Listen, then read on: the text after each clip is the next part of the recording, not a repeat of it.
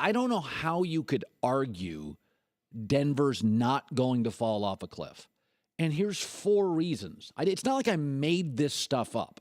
So let me give you some context to why I think Denver's going to be a bad football team. Number 1, their schedule's brutal. It's brutal. Number 2, they have the worst quarterback in their division. Number 3, they lost key personnel. And number 4, we have recent history.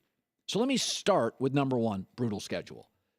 Nobody in the league starts the season with 3 tougher teams: Carolina, Indy, and at Cincinnati. Cam, Andrew Luck, and bottom line Pro Bowl level Andy Dalton. In all 3 instances, you're going to be at a significant quarterback disadvantage. You end the season New England, at Kansas City, and Oakland. Again, significant quarterback disadvantage. So your first 3 and your last 3 key components of a season, you have a quarterback disadvantage. Okay, let's go, Colin. Let's go to the middle of the schedule. Snow day at the beach, at Oakland, at New Orleans. Okay, beginning, middle, end. Your schedule's rough. That's number 1. Number 2, you have the worst quarterback situation by far in the division. Derek Carr's a franchise quarterback and getting better each of his last 2 years. This will probably be his pop year. Alex Smith, say all you want, wins about 65% of his NFL starts last 4 years. Phillip Rivers, Pro Bowl level quarterback.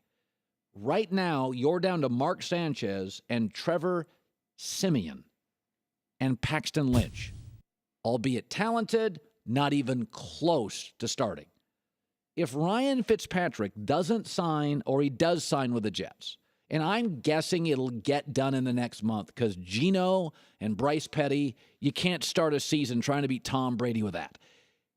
If Ryan Fitzpatrick signs with the Jets, I could argue Denver and Cleveland have the worst quarterback situations in the entire NFL. I'm sorry, I'd take Chip Kelly, Kaepernick, and Gabbert over that mess in Denver. Number 3, personnel losses.